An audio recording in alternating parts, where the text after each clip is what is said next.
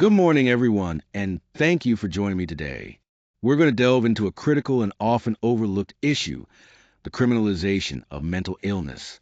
Our focus will be on the challenges this intersection presents, the consequences faced by individuals and society, and the pathways toward meaningful reform. By exploring how mental health and the criminal justice system interact, we aim to identify compassionate and effective solutions that can make a real difference. Let's begin this important conversation together.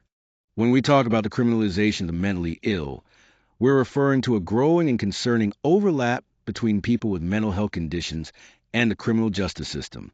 Instead of getting the care they need, many individuals with mental illness end up behind bars. This issue is happening against a backdrop of rising incarceration rates and ongoing gaps in mental health services. Essentially, this points to a systemic failure. Our society isn't providing adequate mental health support outside of prisons, which forces many into the criminal justice system when what they really need is treatment and care. When we look at why so many mentally ill individuals end up criminalized, several key issues come into play.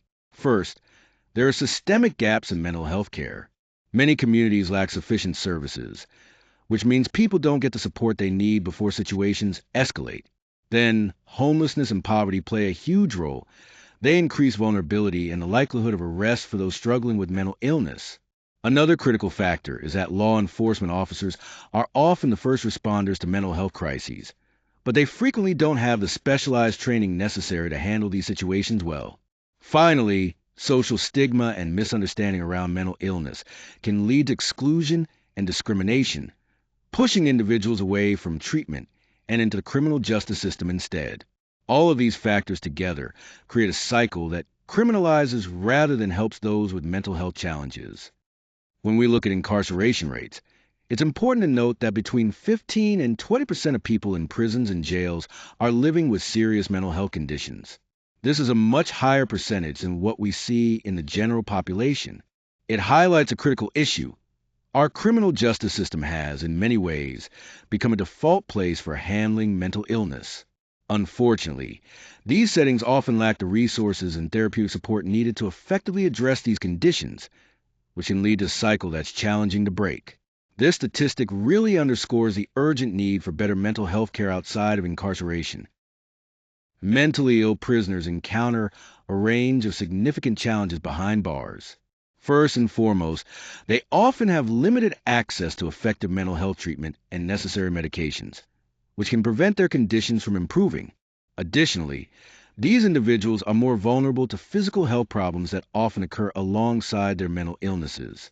Another concern is the increased use of solitary confinement as a method to manage their behavior, even though this practice can worsen their mental state. Finally, mentally ill prisoners face higher risks of both physical and psychological abuse within the facilities, which only further deteriorates their overall health and well-being. These challenges highlight the urgent need for better support and protection for this vulnerable population. When we criminalize mental illness, the economic consequences are significant. Incarceration costs far exceed what would cost to provide proper treatment, creating a heavy financial burden on society. Another major issue is recidivism. People with untreated mental health conditions are much more likely to reoffend and end up back in the system. This cycle not only strains resources, but also poses serious public safety concerns, as individuals repeatedly move through custody without receiving the care they need. To truly address these challenges, we must move away from punitive responses and focus on care-based solutions that prioritize treatment and support over punishment. This shift is essential for reducing costs, improving outcomes, and enhancing community safety. When we look at systemic barriers and social stigma, there are a few critical issues to understand. First, chronic underfunding of mental health services is a major problem. Despite the clear need, funding often falls far behind what is allocated corrections, which limits access to proper care and support. Then, there are racial and ethnic disparities that cause these challenges to affect some communities more harshly than others, creating uneven impacts that deepen existing inequalities. Another key point is the public misconceptions around mental illness, where people often wrongly associate with danger or criminal behavior. This stigma not only misrepresents mental health conditions, but also fuels fear and discrimination. Together, these barriers reinforce social exclusion and severely restrict access to supportive environments where individuals can get the help they need and deserve. Understanding these factors is crucial for addressing the root causes of mental health disparities. Here, we see a case study illustrating a troubling cycle faced by many individuals with untreated mental illness. It starts with frequent arrests for minor offenses, often directly linked to symptoms that haven't been properly managed.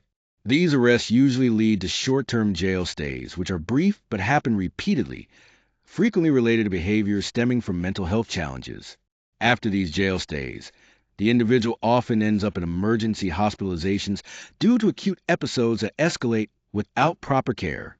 The core issue underlying this cycle is a lack of sustainable, continuous community-based mental health services. Without ongoing support, individuals are caught in a revolving door of arrests and hospital visits, which highlights significant systemic gaps that need urgent attention. When we look at the criminalization of mental health issues, it's clear that people of color are disproportionately affected. This happens because multiple factors intersect, creating a complex web of challenges. One major factor is systemic bias within law enforcement and the judiciary, where decisions often reflect ingrained prejudices, leading to unfair treatment. Additionally, socioeconomic inequalities play a significant role by limiting access to essential mental health care resources, making it harder for individuals to get the support they need before situations escalate.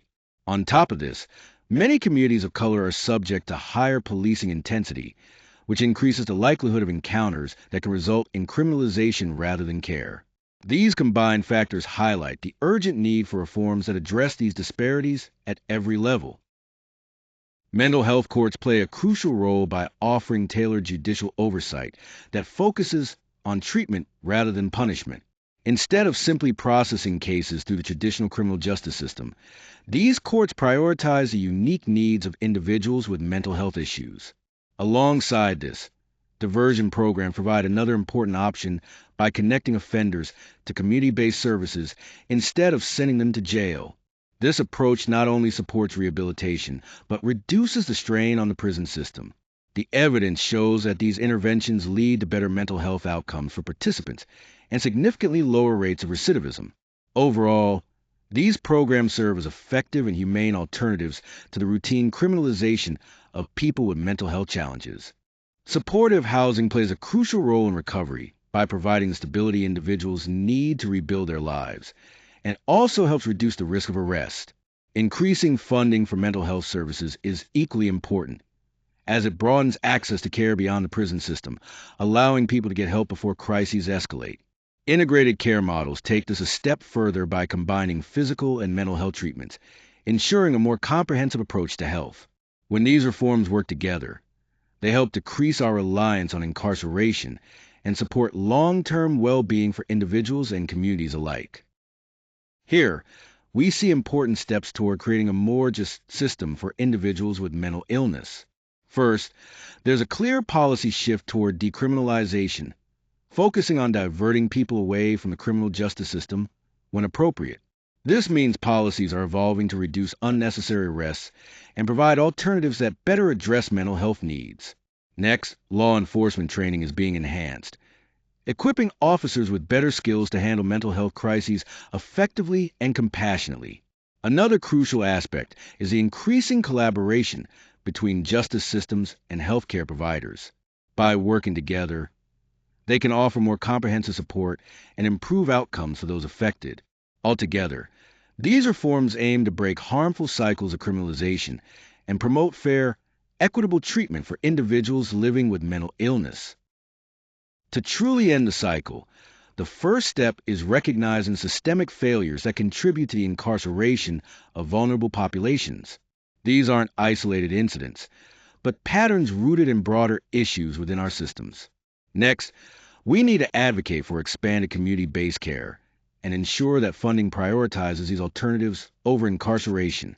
It's crucial to support reforms that focus on treatment, dignity, and equity, rather than punishment alone. Finally, breaking this cycle requires a long-term commitment to systemic change and social justice. It's not just about individual cases.